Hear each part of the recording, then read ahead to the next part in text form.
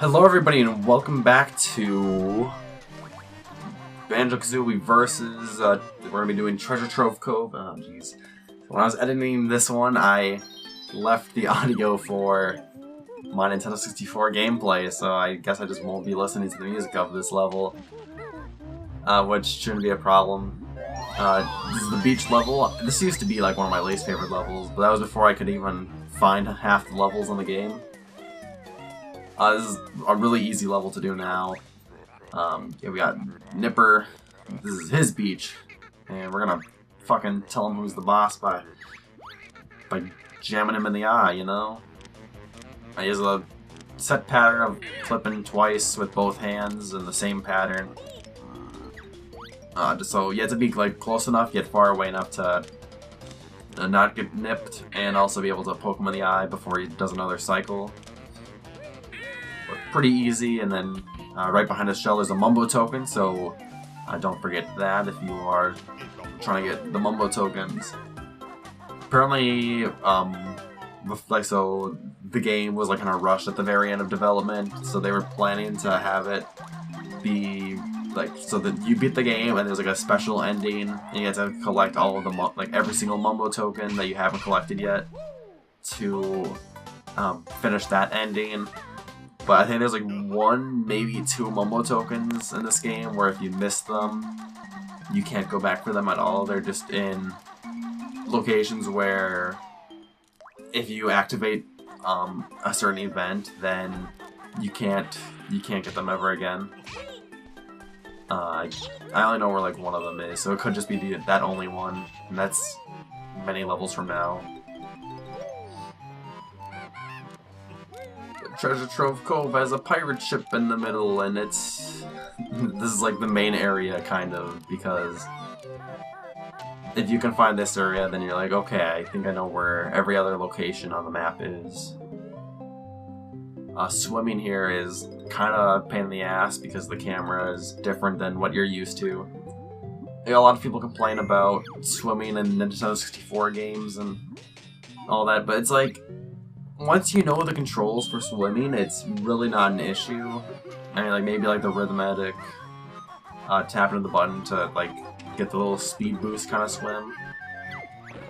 But it's nothing really. One of the new abilities we get to learn is flying, which it's great, but then you had to like use a different item, which is red feathers. You can hold 50 of those. I did not mention this, but the eggs you can hold 100 of those, and later on there is a method to double those numbers.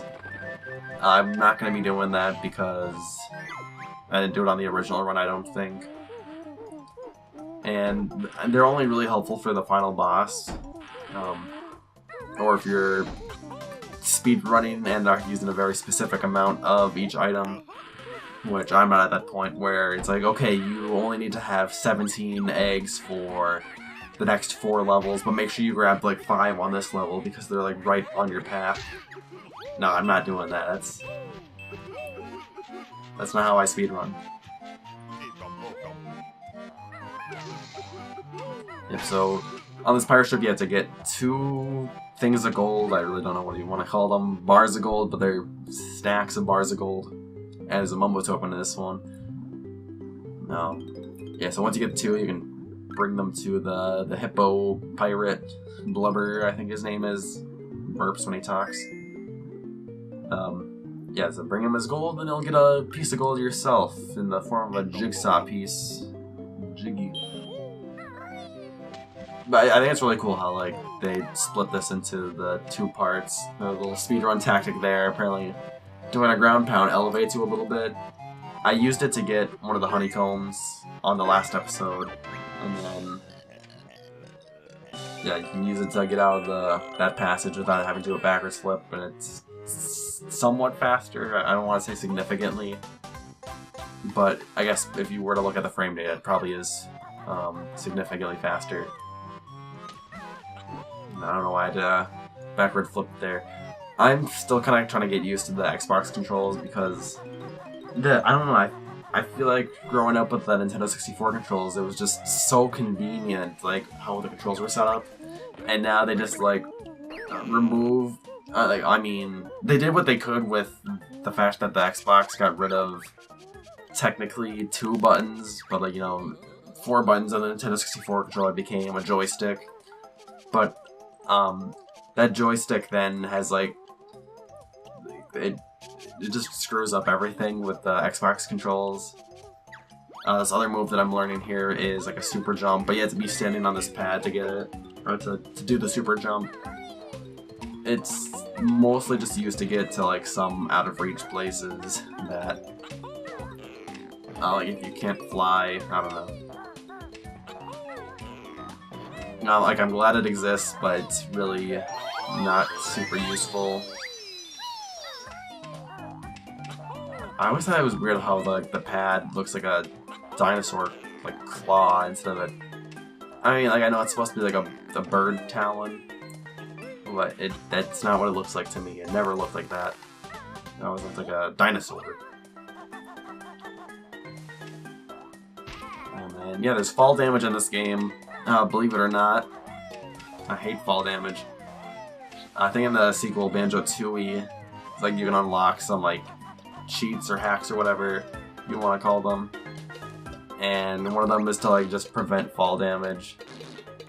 And it's like one of the few cases where you have to shoot eggs backwards, and it's just annoying as hell. Yeah, like speedrunners, like they know the exact position to do this stuff. But, you know, you just put 2 eggs inside a bucket, and then somehow he has the ability to make a little drought make a drought happen to a little lake. Here's a little puzzle area. Otherwise, this building is flooded if you go in while there's still water. So you get to spell out Banjo-Kazooie, which is also written on the wall. Which I think it's really cool how they do like puzzles like this where it tells you the answer, but it's like you had to kind of diverge your thinking a little bit to like, oh, maybe that's the answer. It has all the letters available. I was saying earlier that there were opportunities to double your items, or the capacity that you can carry. This is the place you do that once you unlock a certain cheat. I could just kill that crab, you know? I don't even kill him, which is surprising. And a lot of speedruns, you end in this room and then that crab kills you at the very end, because it's quicker to die if you're far away from the exit than it is to find the exit again. Especially since, you know, they put the entrance like in a corner of a level, or get like a path that leads into like the actual level of the level. That's not a really good explanation, but I'm sure you get the point. And now we get to go in this little spirally area, which I don't know, I guess it just looks cool. Then this is like the start of another Jiggy, so I guess that's the significance of it. That's when you just ground pound on all these X's, and you know, once you ground pound on one, then another one shows up, and so on and so forth until you get to the last one, which leads to a Jiggy. Oh, and then these notes on the stairs are some of the hardest on the whole level.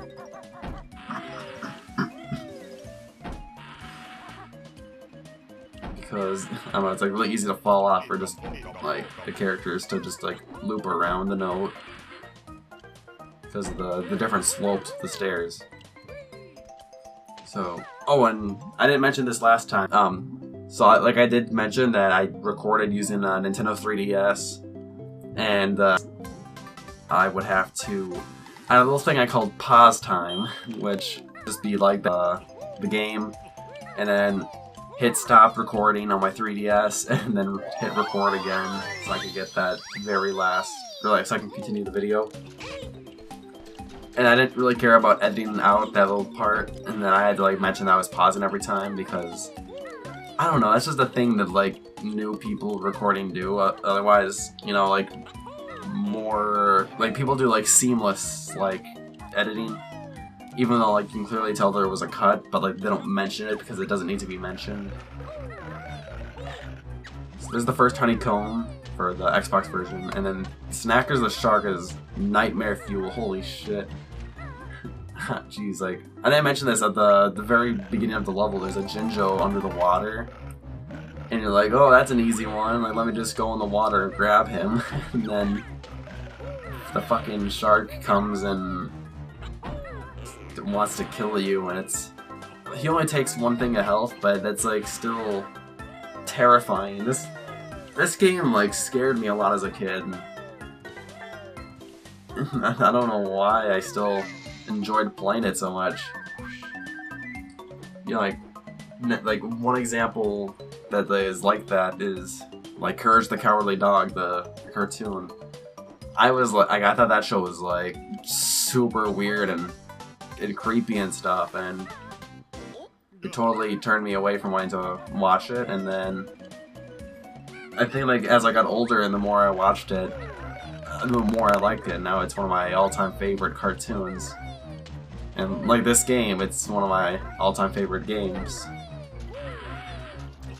And I'm surprised that, I mean, like the video's only halfway over, but like I'm almost done with this level. If you look at my stats, I almost just fell off there.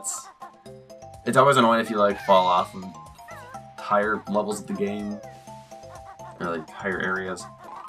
Mainly because a lot of levels are based on height, so you know you start off on the bottom of the level and you have to climb something in the middle. Super Mario 64 did that a lot. Like most of the levels are just like climbing something big in the middle of the level, or you have to spiral to climb it. There's another Mumbo token I'll be getting in a bit, but I want to get these notes up top, and this last X. And it's like, oh, question mark, where's the next X? Where is it? It's just on that island right fucking there. Which is funny because a lot of people will like not look at that island, they won't see it, they'll just turn around and be like, fuck! And then this little chest, you have to kind of attack where it's going. But you know, it's super difficult if you aim ahead. What else do I have left? I think did I already go up top? Yeah, I think I just have a Jinjo, the Witch Switch. Yeah, just up top here. Oh, I have 2 Jinjos. Well, that changes everything. I don't know why I skipped that Jinjo, but then there's this other path here inside the. Is this a cove? I don't know. Don't forget this one note. This is probably the one note that the average person will forget. I'm guessing, just because it's by itself, and every single other note in this level is in a group with other notes. Whether they're in a trail or just in a little huddle. But like that one's just by itself, and you know, it was, like when I first played this game, I didn't think of that trail. I'm just like, I'm gonna see how high I can fly because I got this new flying ability. And then you find this area, and it's like, oh shoot, there's more.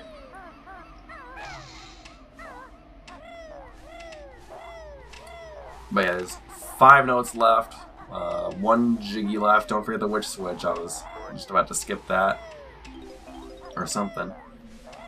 This one you don't need to transform into anything to get it. You can just walk up to it. You have to jump a couple times, but yeah, just about to finish up the level here on the Xbox version. The Nintendo 64 version has some catching up to do. And then a speedrun tactic for the Xbox version in terms of just getting on the leaderboards is like once you get your very last note, honeycomb, or Jiggy, then you just pause the game and then like just quit the game because you know, like the timer, I think it keeps going while you're still in the level, even if you've collected everything. So, you know, like if it takes you 20 seconds to get from the last Jiggy to the end of the level, like that's 20 seconds added to your time, and possibly like 100 spots on the leaderboard. But unfortunately I can't do that, so I don't know if I would have had like a super amazing run on here. I don't remember when I checked the leaderboards. I think one of my earlier runs had a better time. But then here's the Jiggy, and I'll just be unlocking the next level, Clanker's Cavern, which is a really hated level. Well, I guess I'll get into that when we get there. Oh. Accidentally just paused the video. Hopefully that won't disrupt anything. But yeah, the Clanker's Cavern picture frame is in the same room as the Trove Cove picture frame. You needed the super jump, spring jump something to get to it. And then you just need 5 pieces. So that is pretty good. And then on the Nintendo 64, where I am really far behind. Let's see, I have 3 Jiggies and about 20 notes left. I'm just about to get a Jiggy. Oh, and I have both honeycombs left to get, which I'm right next to one of them. But Clanker's Cavern is unlocked. Let's see what my time was on Trove Cove as I get to that. I think it was like it's not good, but it's not bad. Yeah, 14:54. I think I could do like 13 or something. I don't know. I don't remember places where I screwed up a lot. I guess like there is like during the Nipper fight, there is some super strat that saves like 10 seconds. I've never tried it, but what else is there? I guess just like the order of things I did.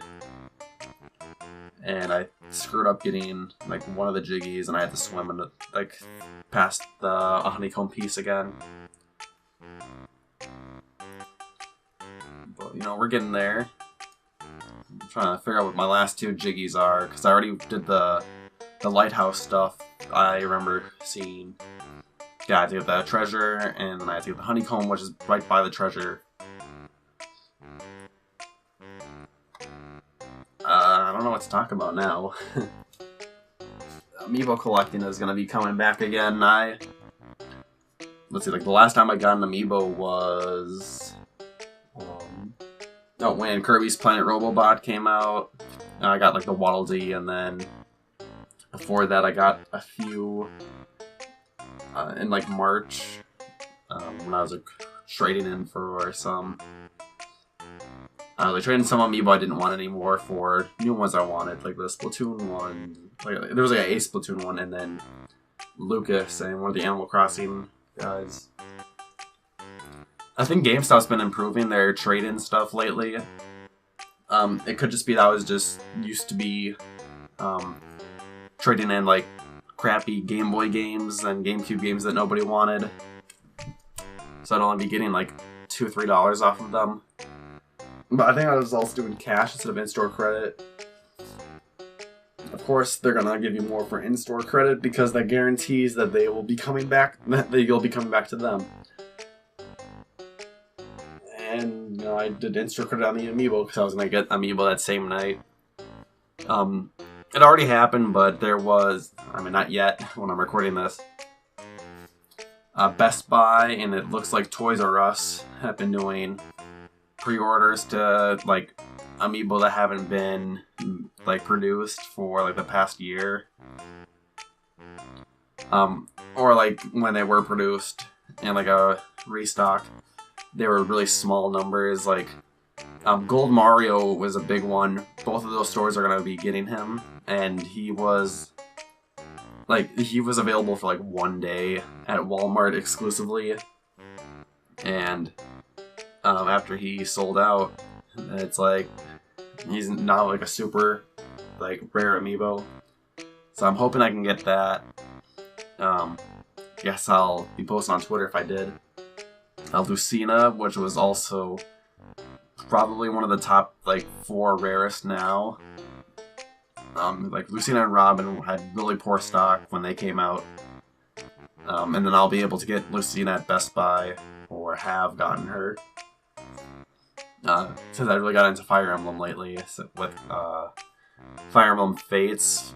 I don't know if I'd recommend the game, only if you want to like hate yourself for like 50 hours. then I got like the other ones that like restocking, like Mega Man and like Samus, and I guess Pac-Man was kind of rare or something. Pit.